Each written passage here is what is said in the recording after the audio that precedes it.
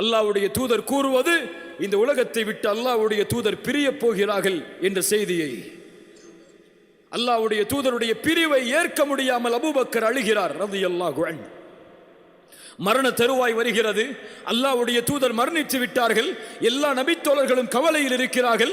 உமரால் ஏற்றுக்கொள்ள முடியவில்லை. உமர் சொன்னார்கள், யார் முஹம்மது ரசூல் இறந்து விட்டார்கள் என்று சொல்வார்களோ அவர்களுடைய தலையை என்னுடைய வாள் கொய்யும். நபித்தோழர்கள் கலங்கி நிற்கிறார்கள். இனிமேல் எப்படி வாழ்வது? யாரை நம்பி இருப்பது? யார் எமக்கு வழிகாட்டுவது? யாரை பார்த்து மகிழ்ச்சி அடைவது?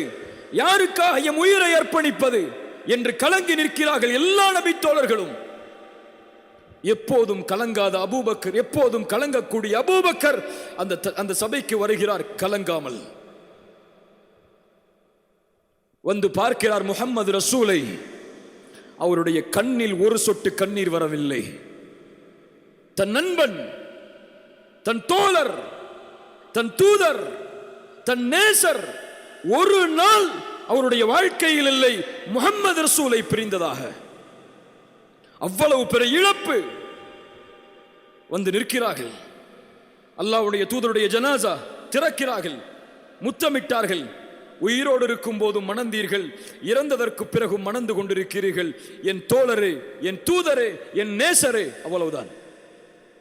திரும்ப சென்றார்கள் வெளியே. எல்லோரும் கலங்கி அமர்ந்திருக்கிறார்கள். உமர் வாளை ஏந்தி நிற்கிறார். சொன்னார்கள், உமரே உட்காரு, உட்காரு உமரே.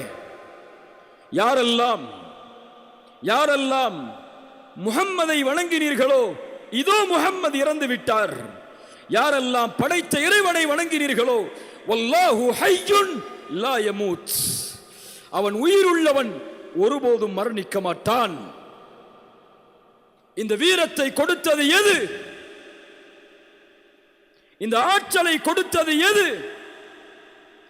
ஒரு சமூகம் தலைமை இழந்து நிற்கக்கூடாது. இந்த சமூகத்தை இந்த நேரத்தில் கலங்க வைத்து விட்டால் யார் இந்த சமூகத்தை வழிகாட்டுவது என்ற வீரத்தை அபூபக்கருடைய உள்ளத்திலே கொடுத்தது எது? ரசூல் கொடுத்த வாழ்க்கையின் நோக்கம்,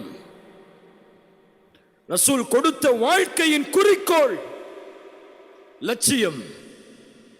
ஒரு சமூகத்தை உருவாக்க வேண்டும் என்ற லட்சியம், ஒரு சமூகம் கலங்கி நிற்கக்கூடாது என்ற லட்சியம், ஒரு சமூகம் படைத்த இறைவன் அமைத்த பாதையிலிருந்து திரும்பிவிடக் கூடாது என்ற லட்சியம்.